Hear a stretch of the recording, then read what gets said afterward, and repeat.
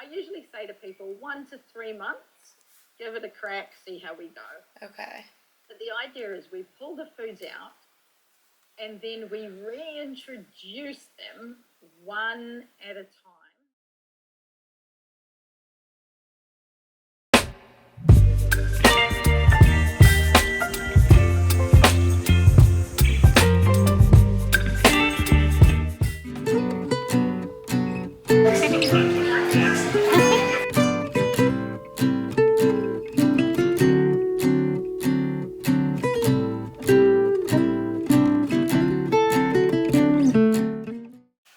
So after my Zoom call as well, I found out a little bit more information on what might be causing my migraines that I've had pretty much every day for the past 3 years. So yes, gluten, wheat, dairy was still like high factors food-wise components, but the biggest factor was actually environmental.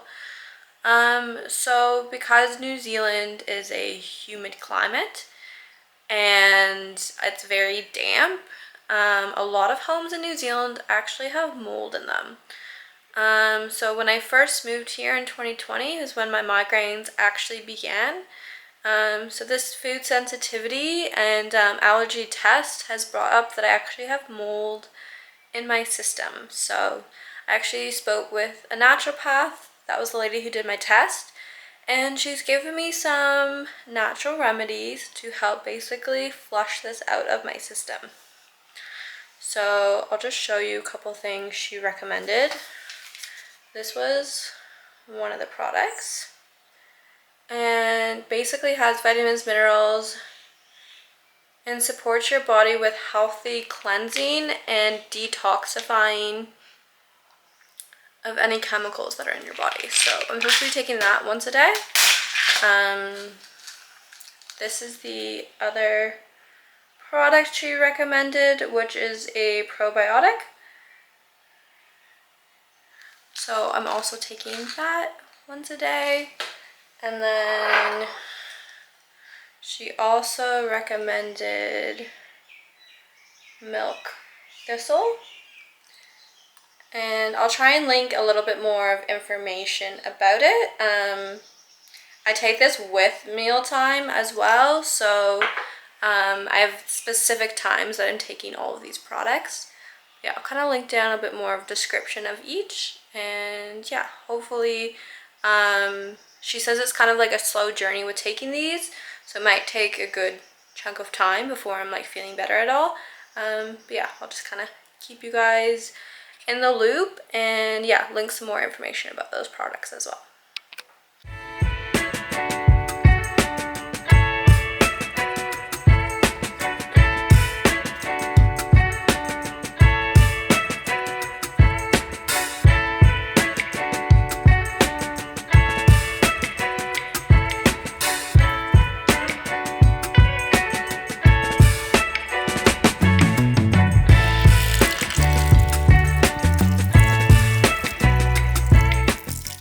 So recently I've been doing all these little food hacks to kind of get my body in order and get us set up for winter time. So one thing I did, which I shared in a video, was this honey lemon mixture. So I'm just gonna strain that all now, and basically it's supposed to help with sore throats and yeah, just all that kind of goodness. So I'll do a little taste sample. The other thing is I made my own oregano oil. So basically dried oregano and olive oil, and oregano is supposed to be like a healing herb, so I'll add a little bit more information about that as well. So this is the concoction. It's basically lemons and sage and honey, and this little bit of liquid, I honestly thought it would make more, is supposed to be some very powerful medicine, and again, all natural. So yeah, I'll test this out and let you know.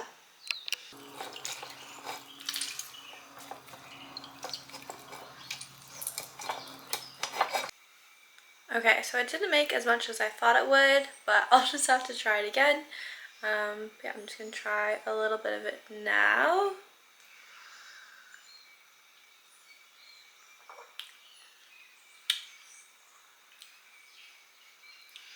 It's pretty yum.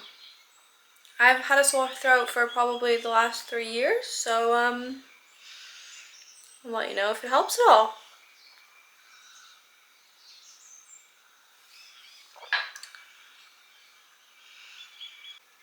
So this is literally all that it made. It fermented for about 4 weeks, so it's a bit of a process to not have much liquid, but now I know for next time to basically double the batch. Another home remedy that I made recently was actually my own toothpaste. I think I may have gotten the balance a little bit off, but it did help with my gums heaps. So if you watch one of my first videos, I talked about being on bipolar medication for a very long time, and the fact that it dried my mouth out so much, it actually gave me a lot of gum disease and just like gum sensitivity in general. So regular toothpaste that you buy at the grocery store or pharmacy just wasn't working. So yeah, I made my own.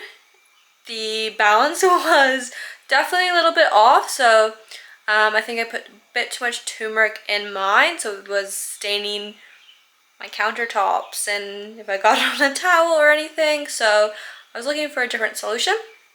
So I went into a little grocer and I found this brand, which is basically a plant gel toothpaste. Again, natural materials, but obviously they got the balance right, so hopefully that will again help, and just will be a little bit cleaner and easier to keep for myself.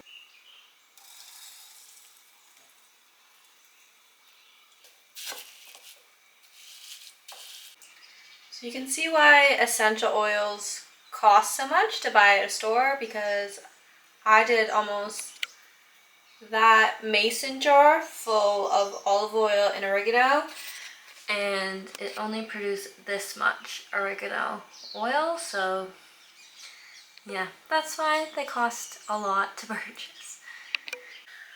Okay, and this was the oregano oil. So it produced like a decent amount, not like a ton. I was kind of hoping for more, but again, I'll just have to double it next time. But yeah, I'll link some more facts about oregano oil and how helpful it is for you. And yeah, you shouldn't need much to take, like kind of like you'd have like a little dropper and you just take like a little bit, and I'll kind of share a little bit more of their health benefits as well. Lastly, I just wanted to talk a little bit more about how environmental climates can cause head tensions, especially for me coming from a colder climate like Canada and moving to a more tropical climate in New Zealand. So if you've ever experienced any head tensions or headache transitioning from one climate to another, you may just be more sensitive to climate changes, specifically temperature, humidity, air pressure, and other atmospheric conditions.